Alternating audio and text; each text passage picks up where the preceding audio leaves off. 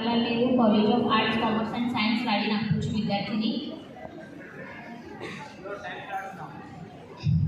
आज आपण म्हणत आहोत की महिला सुरक्षित आहे, महिला सुरक्षित आहे।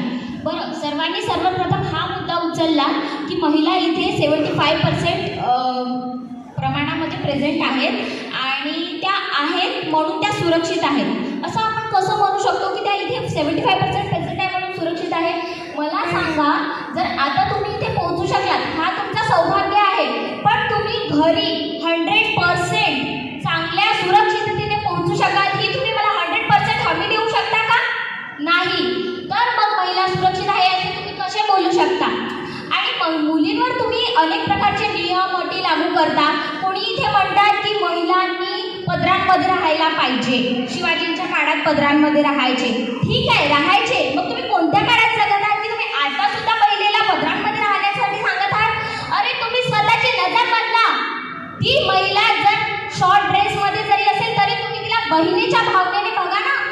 तुमची नजर खराब आहे, तिची सोच नाही, समजलं? आणि तुम्ही इथे म्हणत आहात की महिलांना सशक्तीकरणाची गरज आहे। का म्हणून सशक्तीकरणाची गरज आहे? तुम्ही मुलांना शिकवा ना की मुलीचा आदर कसा प्रकारे करायचा। रात्रीचा बाहेर पडू नको असं मुलीला म्हणता, मुलाला म्हणा की रात्री बाहेर पडू नको आणि दुसऱ्या मुलीकडे वाईट नजरेने पाहू नको। हे जर मुलांना शिकवलं ना तर कदाचित मुलगी आज सुरक्षित राहील।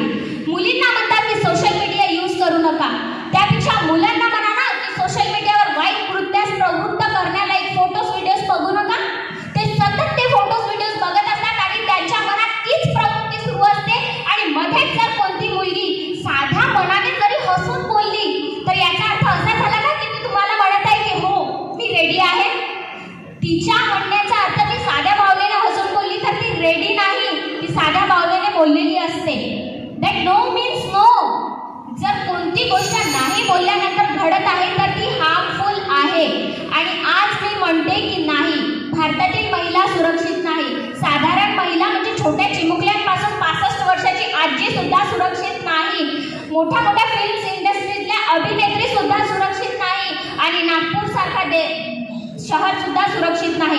आज मला सुद्धा भीती आहे की मी आज इथे सुखरूप पोहोचू शकेल, पण घरी कदाचित सुखरूप पोहोचू शकणार नाही, कारण मला घरी जायला अंधार होईल। आणि अंधारांमध्ये तर माहितीच आहे आपल्याला, आपल्या देशातले हैवान एकदम जागृत होऊन जातात, सशक्त होऊन जातात, त्यांना लायसन्स मिळून जाते की अंधार आहे, एकटी आहे आणि जर कदाचित तिच्याकडे मोबाईल नाही तर आपण इझिली तिच्यावर अटॅक करू शकतो। यासाठी माझे असे मत आहे, मी माझ्या मतावर ठाम आहे की भारतातील महिला अजिबात सुरक्षित नाही। थँक्यू।